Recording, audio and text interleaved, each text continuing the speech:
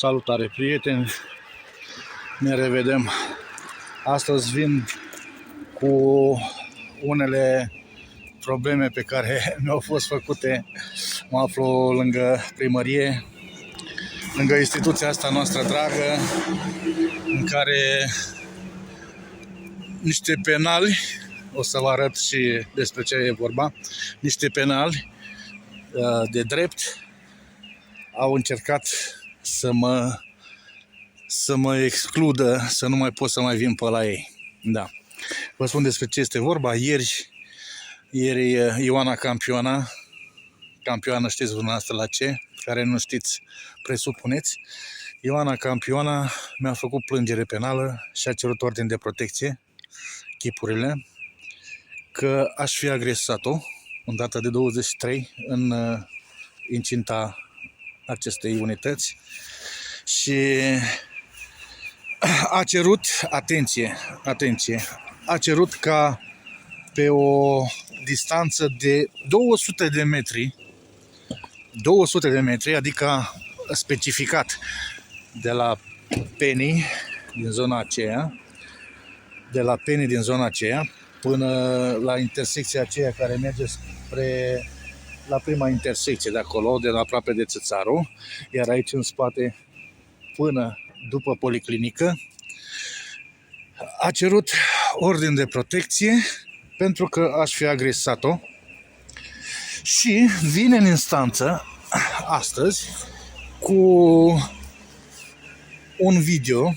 Eu o să montez aici, o să vă pun după această interpelare, o să vă pun să vedeți și noastră ce s-a întâmplat în data de 24 și să vă dați cu părere dacă a existat o agresiune a mea împotriva Ioanei Campioana, o penală lângă prietenii ceilalți penali, o sclavă a primarului Valentin Manea. Deci Ioana Campioana așa ca să vedeți și unitatea asta, cere să, în combinație cu boierul Valentin Manea și cu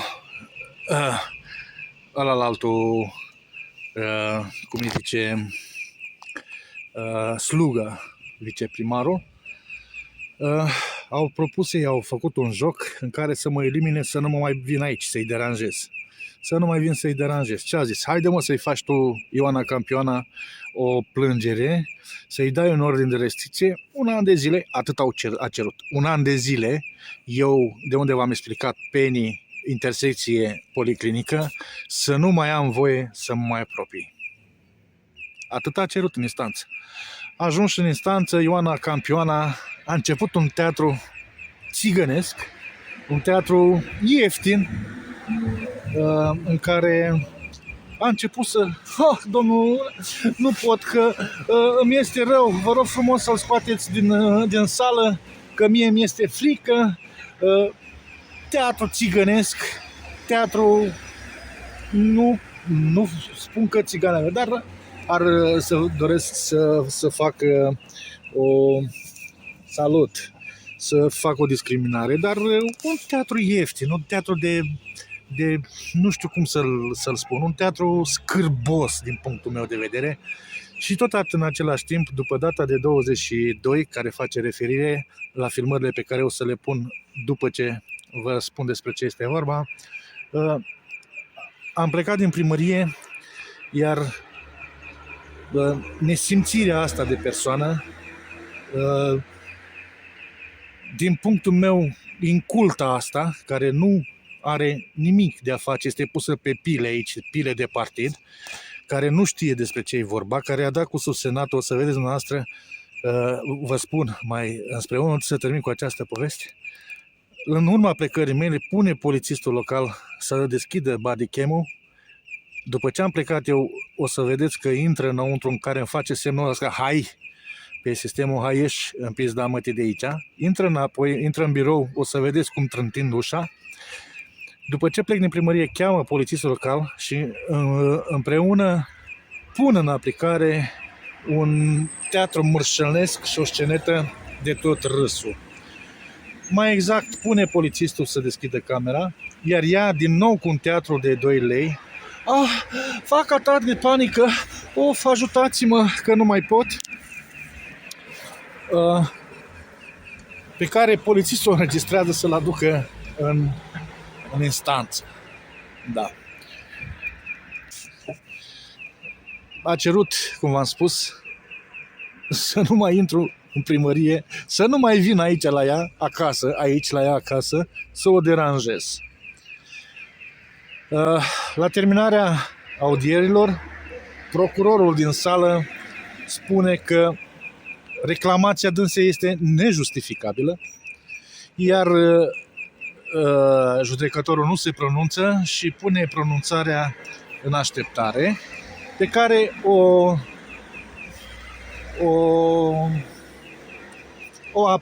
o afișează pe site-ul judecătoriei cu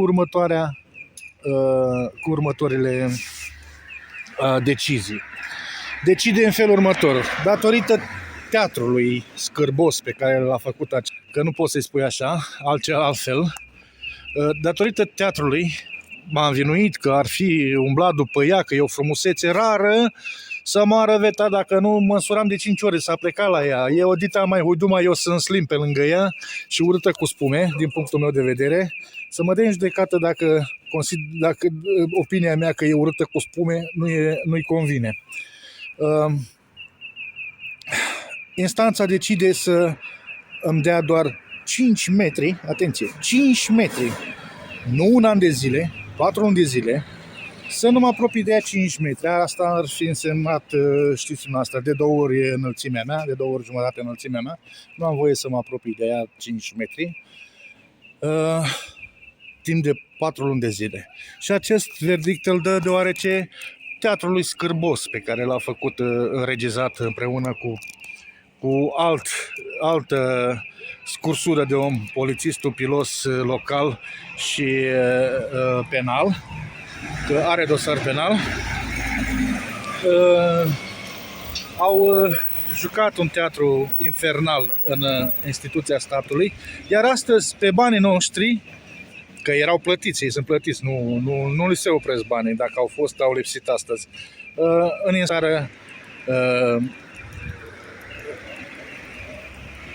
joacă din nou în dimineața la 10:30, din nou o piesă de teatru răpănoasă de piesă. Nu știu cum să vă spun, am rămas scârbit. Dacă, nu știu, mulți dintre voi nu știți ce se întâmplă cu așa zis și șmenari boierii din comune. Așa. Acum, în continuare, o să vă pun clipul în care am prezentat și instanței și să vedeți și dumneavoastră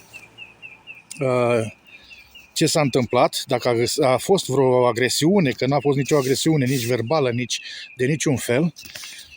O să vedeți și dumneavoastră și apoi o să decideți dacă avea dreptul să-mi pună acel ordin.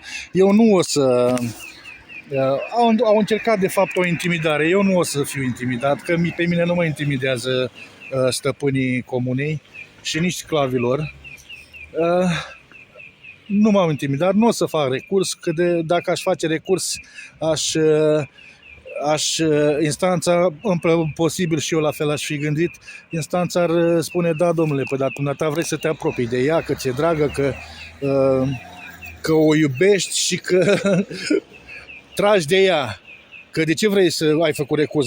Ți s-a dat 5.000, de ce vrei să faci recurs? Că vrei să te apropii de ea. Și ori să ajungă la vorba ei. Pe mine nu mă atrage nici dacă mi-ar da 100 de milioane să mă duc odată cu ea la câtă de penală și de varză îi. Așa, cum spuneam, în continuare o să vă arăt astăzi că, dacă ați văzut episodul trecut, Vicele spunea că vorbesc numai prostii. Vicele spune că eu nu știu ce vorbesc. Astăzi îmi vine acest plic de la DNA, un răspuns care vine. O să-l pun în primul mesaj, această foto cu ea, în care să vedeți și dumneavoastră, dar întâi o să vă citesc și aici. Spune așa, vedeți, este de la DNA. Având în vedere petiția dumneavoastră, înaintată în data de 0509 către Direcția Generală Anticorupție și retrimisă pe cale administrativă către IPJ Bacău, vă comunicăm că aceasta a fost înregistrată sub numărul, nu o să vă dau numărul, așa, în urma verificărilor aspectelor reclamate de dumneavoastră, au rezultat posibile încălcări ale legislației penale. Deci, au găsit ceva, dar încă mai anchetează. Deci, fapte pe care, în temeiul articolului 291-92C, PROC, PEN, organe de poliție s-au sesizat din oficiu cu privire la comiterea, atenție, la comiterea de infracțiuni, abuz în serviciu, fapte prevăzută și pedepsită de articolul 12/2 din C Cod Penal, folosirea funcției pentru favorizarea unor persoane, deci folosire de funcție pentru favorizarea unor persoane, acel articolul 258 alineatul I din Cod Penal, și abuz în serviciu, prevăzut de articolul 297 alineatul 1 C Cod Penal. Cercetările urmează a fi efectuate în cadrul dosarului penal cu numărul, sub supravegherea parchetului, de pe lângă Judecătoria Bacău.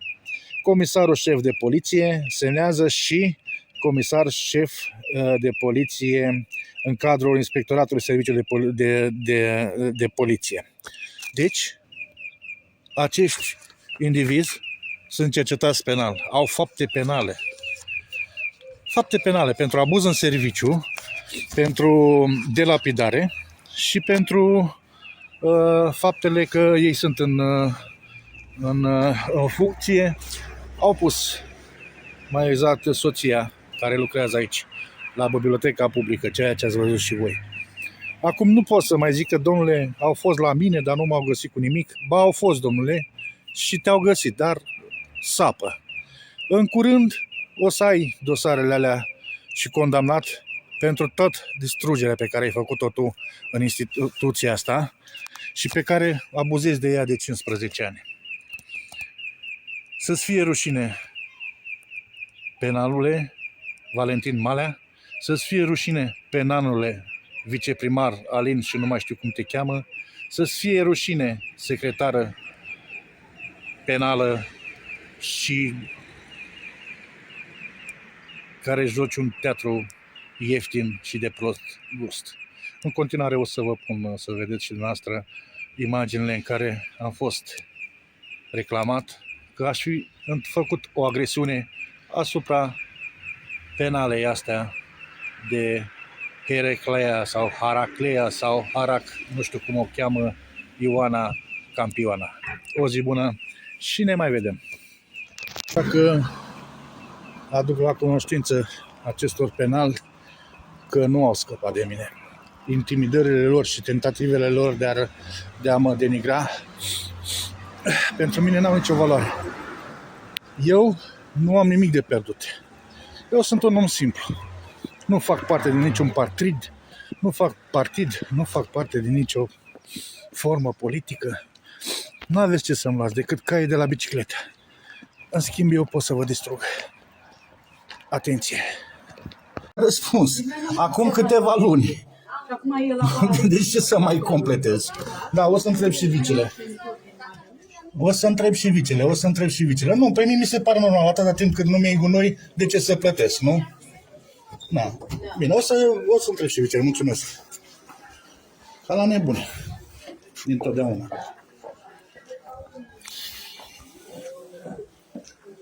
Ia uite, sunteți la muncă, ce bine.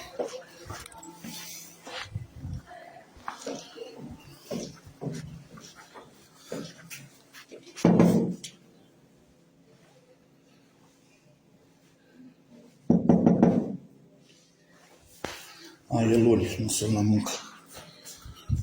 muncă. Da. E luni. Au și dreptate.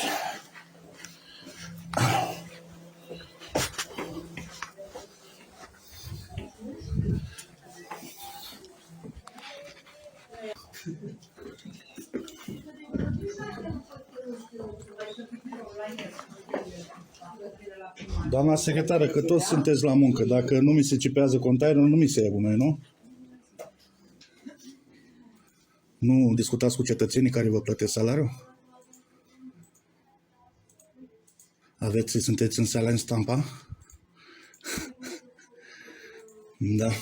Vedeți că vă fac plângere la protecția copilului că m-ați acuzat. Știți ce înseamnă asta? Că sunteți cică sunteți jurist. M-ați acuzat că v-am umblat la copii, că am umblat copii. Eu nici nu cunosc copiii dumneavoastră. Să faceți dovadă asta. Asta înseamnă că o să vă ieși și copiii.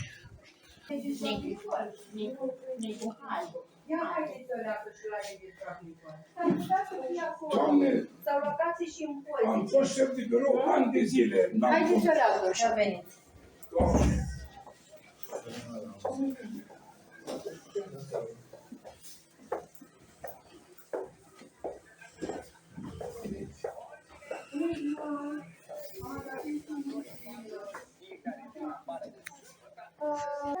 Dar ieșiți prin spate. Du-te, domnule, prin spate, că e mai scurt drumul. Da, da. Mă primiți și pe mine în audiență, doamna secretar? Mă primiți și pe mine cum primiți celălalt cetățeni? Până la ora 8, până pe data de 8 puteți face contestații. Nu o lăsați pe ultima zi. Niciodată. Dacă nu sunteți de acord, bineînțeles. Da? Și să vă dea scris ce acte de proprietate să aduceți. Da? Bine. Mă primiți și pe mine sau nu? Doamnă, mă primiți și pe mine sau nu? Aceeași dată, data de 20 octombrie la... Așteptăm. Când a fost eliberat procuratul? De ce mi încălcați un drept? Poftim? Septembrie. Nu vorbești, doamna secretar. Îmi interzice drepturi. Ea este plătită din banii publici de... Eu am mai spus ceva domnului de la Direcția Agricolă. Știți ce am spus? Să se ducă la notar, domnule Pădatu, și să facă o procură specială din partea ei. Și dacă mi-aduce procura, nicio problemă. De ce mi încălcați dreptul? Un drept constituțional, de ce mi încălcați? Daniel, Să nu deci Ia mâna de pe mine că chem poliția acum. vă rog frumos. Eu nu am atins pe nimeni. De ce mi încălcați dreptul constituțional? O să aveți plângere penală din partea mea și așa mai aveți făcut. Hai. Hai ce?